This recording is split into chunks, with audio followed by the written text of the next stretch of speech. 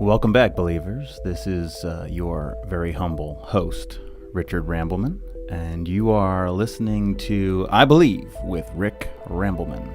Today we have an excellent show. We have a caller who Chet has screened, and we've had to change her name for the purpose of this call, so we're going to call her Laura. And Laura is a dinosaur believer. And Chet, if you could call up line 4 and we'll welcome Laura. Hello, Laura. Hello. Laura, how you doing? Welcome to the Believer line. Oh, wow. Hey, it's so good to talk to you. It's great to have you on our program. I have been listening for a really long time, and I finally got the courage to call in. Well, we appreciate that you're a listener, and we definitely appreciate that you are a caller. So I'll cut to the chase, Laura.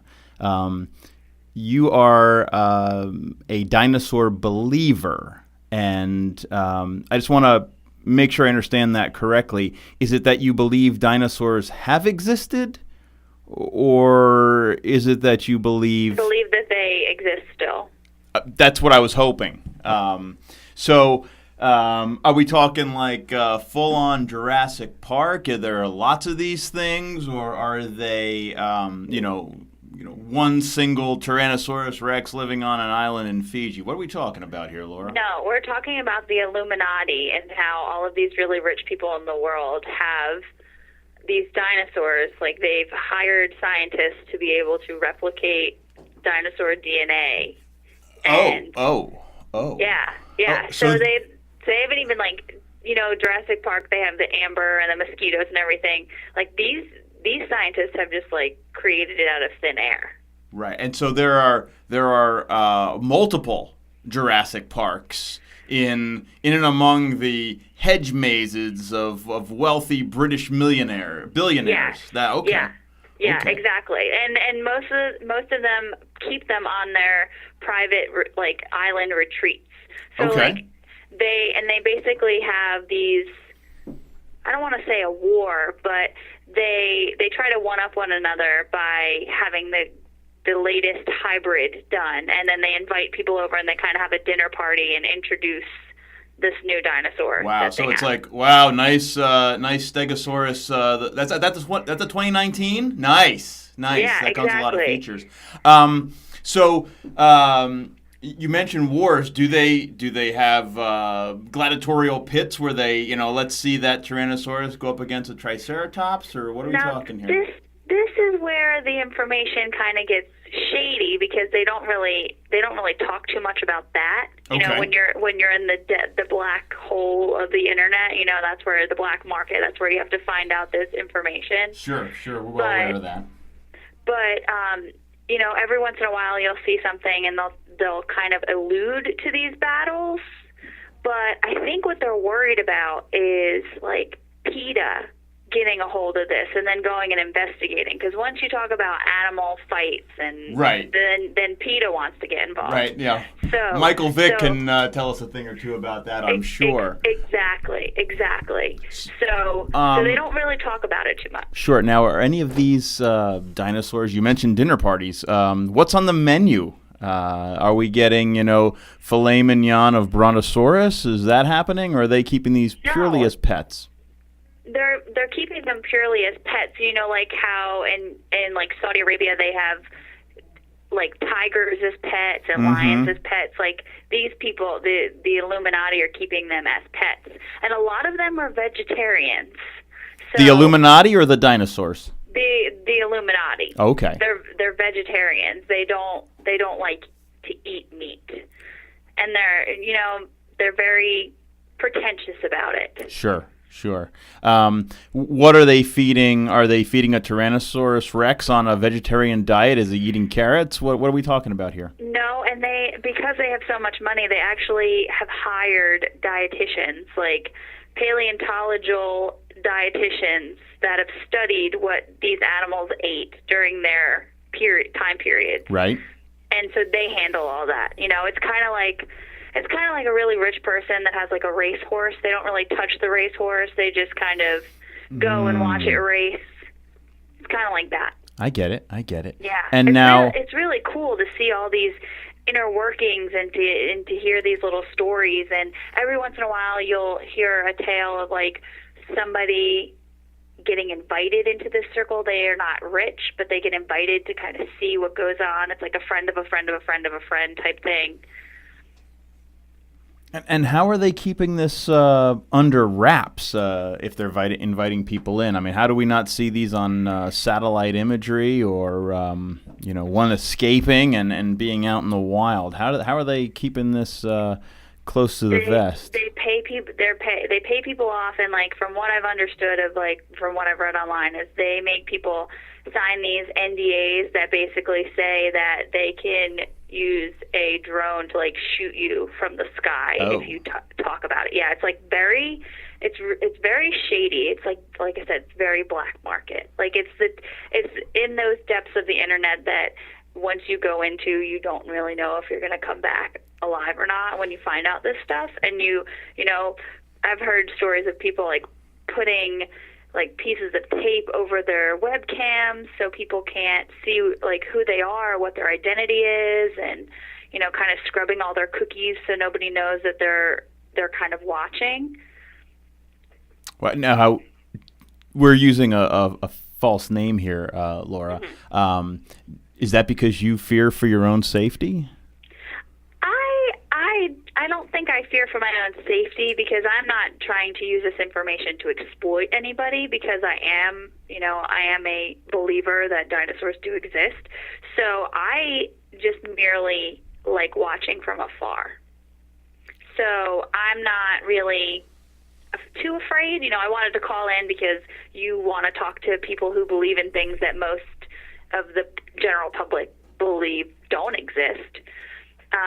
But I'm not really afraid for my life, because I don't go and talk in these forums. I just kind of like go and read and take notes, and just for my own enjoyment. And I don't need to get into your personal finances, but is dinosaur pet ownership something that's in the cards for you, Laura? Potentially. Or just going as kind of like an indentured servitude to go and work these things. It's a very small, tight-knit circle to be able to work with the dinosaurs. So I'm trying to gather as much information as I can, so that way on my resume I can put that I know all this stuff. I might not have gone to school for paleontology. But you're willing to work at slave wages or no wages just for the chance to see these magnificent beasts. Yeah, it's like that rush, I went to see Jurassic Park, and I was like, man, I really wish this existed. And then I went to see Jurassic World, and I'm like, man, if only this was real, and, we worked all the kinks out. And I think these Illuminati have worked the kinks out, because it exists and no one knows about it. I think that's what's important. That's what's so crazy about it, is these people don't let the information out. So you don't have, some just Tom, Dick, or Harry coming in and trying to hang out with the dinosaurs, and then, somebody unlocked the gate and they got out. The less people that know about it, the more likely it is to keep it alive, and you won't have any errors. So you see the secrecy as security. Yes. Right. And you, I'm starting to get a vibe that you don't see these people as criminals or people playing God. You see these people as heroes. Is that true? Yeah. Because at the root of it, when this started to happen, when people, when these rich people started to develop the capacity to have these animals, you had really rich science nerds. That's essentially what it was. You don't have just a random businessman that makes multi-million dollars and says, I'm going to create a dinosaur. You've got a kid that grew up and has some access to money, and that's all he knew is, creation. And then you get the business guy, the oil baron that has multi-million dollars, and he says, well, this guy's got one. Why can't I have one? So. Fascinating. And yeah. Are you at liberty to say whether you've actually attended one of these events? have not. I've gotten close enough to go, and then it was kind of like a last minute of, we're not really sure if we trust her. So I've gotten an invitation, but I haven't actually been able to score that boat ride, plane ride, helicopter ride to these remote locations. Like these, we're talking offshore accounts. These people, it's not even on the radar that these islands are inhabited, and these people have multi-million-dollar estates there with enclosures that are, the electricity to keep these monstrous animals in. Like, it's crazy. So it's very elusive to be able to get that chance because you're what is it, the FAA, whatever, you have to go through all of these international flight restrictions. Right. So they're able to evade some of that stuff. Wow. Yeah. Wow. Yeah, it's crazy. So I'm hoping in the next year or so, I've got one contact that the guy who owns this particular dinosaur has like a tech company, and so I've been working on my contact there to kind of see if in the next year or so I can get my ticket out there. Wow. Well, I certainly hope you're able to secure that, and if you do and are still at liberty to tell us just a little bit when you return, please reach out, because this is something I'm sure all of our listeners would like to hear more of. Yeah, and the secrecy is the main thing. I don't want to come back and share it, and then a drone flies overhead and that's me. Certainly, we want you to stay safe. Exactly, but I would love to share it because I think that everyone should believe. I think that everyone should have the belief that these animals exist, because I'm tired of sounding like a crazy person, when I talk about it. And I'm like, there are dinosaurs out there. And they're like, haha, yeah, Hollywood, it made you think that it truly does exist. They may think that I need to be on meds and stuff, but these places exist. These animals really do exist. Laura, you're not a crazy person. The world is crazy, and the ones who really see are sometimes called and by bad names and denigrated, but you're not crazy. What you are is a believer, and we thank you very much for your call. Thank you.